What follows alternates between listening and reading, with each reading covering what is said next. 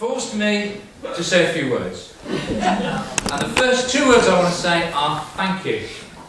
Thank you all for being here and sharing in this wonderful celebration. Sue and I wanted to say a particular thank you to Jeff and Sheila.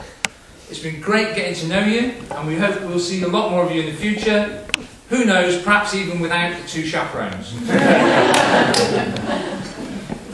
Before I go any further, I've just received an urgent message for Tom. Tom, apparently, we have a Black Hawk down. We have a Black Hawk down. Now you're all looking bemused, aren't you? Yeah. Ask him afterwards.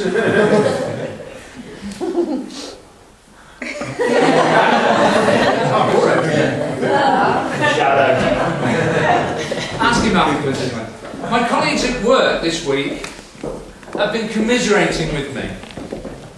They've been saying, John, you just need to look at it like this. It's not so much that you're losing a daughter, but you're gaining a Scunthorpe fan. So Tom, now that you're past the point of no return, there are some things I need to tell you about your wife. Because I have known her for a while. You think Rosie is very organised. But no one knows the extent of Rosie's organisation. She has arranged it so that everything she loves most in the whole world begins with the same letter of the alphabet. Rosie's love of drinking tea is legendary. And I'm amazed we're using champagne. Rosie also loves teddies. And this event couldn't go past without an honorary mention of Teddy Go-Go. Rosie's faithful Teddy. It's been with her whole life, that I found the other day in the washing machine getting spruced up, ready for this event. A much-loved Teddy who has survived Rosie dropping him down a toilet halfway up a mountain in Wales. And he's much loved by Rosie, and of course now much loved by Tom.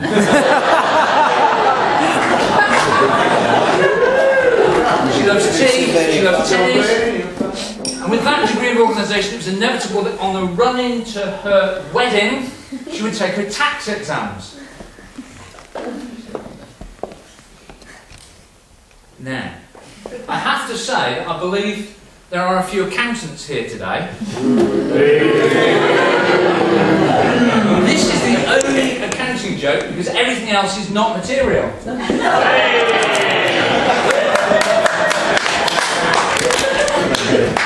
loves tea, she loves tennis, and there's something else Rosie loves most in the whole world that begins with T, and I forgot what it is. Chocolate. Anybody want to help me? Telly. Oh, Tom! Tom, do you realise if Jeff and Sheila called you Albert, you think that I am exaggerating?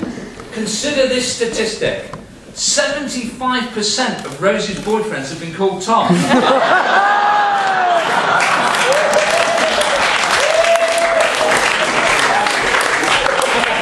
All the accountants are now working out what's the minimum number of boyfriends. So she's very organised.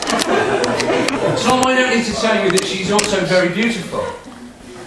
And when I was driving Rosie and Sue around every bridal shop in Yorkshire, looking at wedding dresses, one shop described her as a bin bag bride.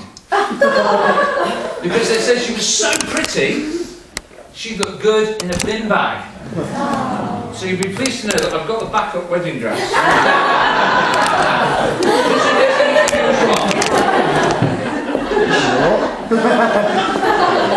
She's very beautiful.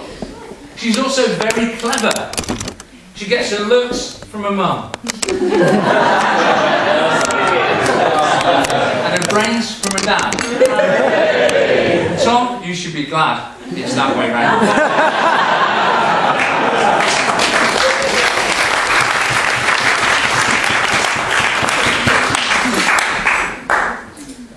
Harrogate is still reeling from Rosie's headbutt.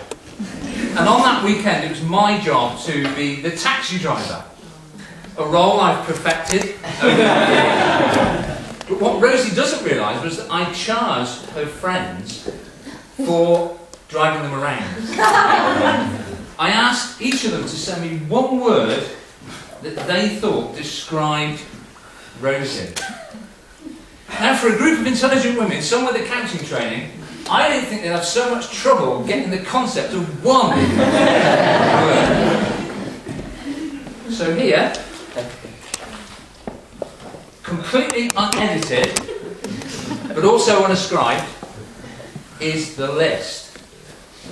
Rosie is gentle, ambitious, dedicated, artful, diligent, meticulous, generous, moral, comfort-loving, and there's a note attached to this one, think, thick, fat, fluffy socks. I think this next one is from Teddy Gogo. A small hibernating animal. Positive.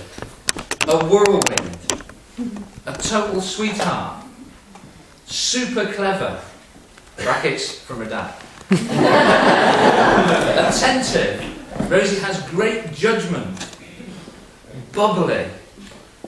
Thoughtful. Kind.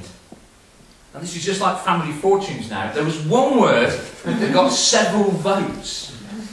So the top description, our survey says, loyal. So, can I give that to you? Well, actually I can't at the moment, because I need it. The only two stories that I'm going to tell from Rosie's murky past, I think illustrate some of the characteristics on this list. And the first one involves the piece of paper it's written on. Because can you all see a drawing and a colouring of a teddy in the bottom corner? This comes from a set of notelets that Rosie gave me for a Father's Day. I don't know, she must have been about 10 or 12. This is the only notelet I've used. It's so valuable. The rest is in my desk. And every page has a drawing of a different teddy.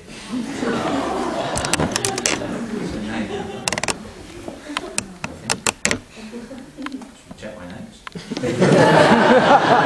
You can do the rest. The other story I'm going to tell is when I changed my job. Rosie, David and Tiffany had grown up and lived in Lincoln all their lives, and I got a job at Bradford. And it worked out that I had to travel up to Bradford during the week and be in Lincoln at the weekend. And the very first evening, when I was packing to leave and go and arrive at a hotel, I saw out the corner of my eye Rosie put something in my suit carrier. But I didn't see what it was. So I got in the car and I started to drive from Leeds. No, I didn't. I started to drive from Lincoln to Bradford. And just an aside, I've never managed to live in a place with a decent football team. You can relate to that, Tom.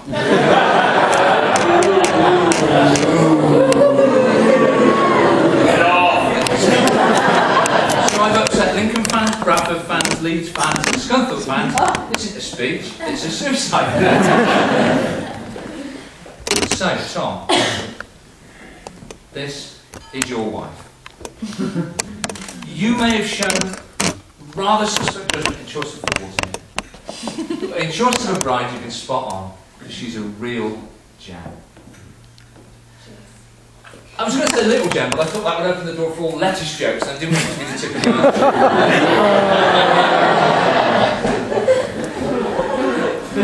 So Rosie, just a couple of things to tell you.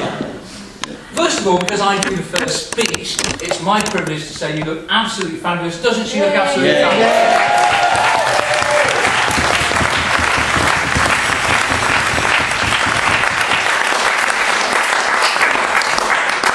Secondly, it's great to see you looking so happy.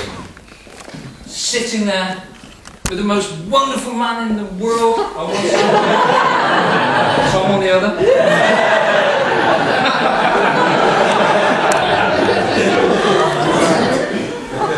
But one of the saddest moments of my life was sitting in a car in Lincoln, watching you say goodbye to your friend Ria on the evening we left Lincoln.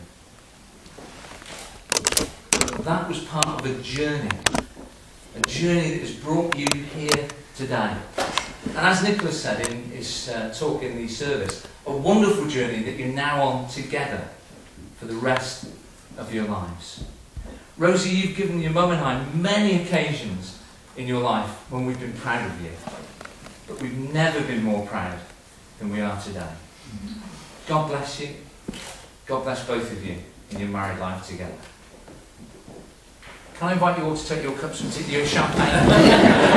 Stand and saucers.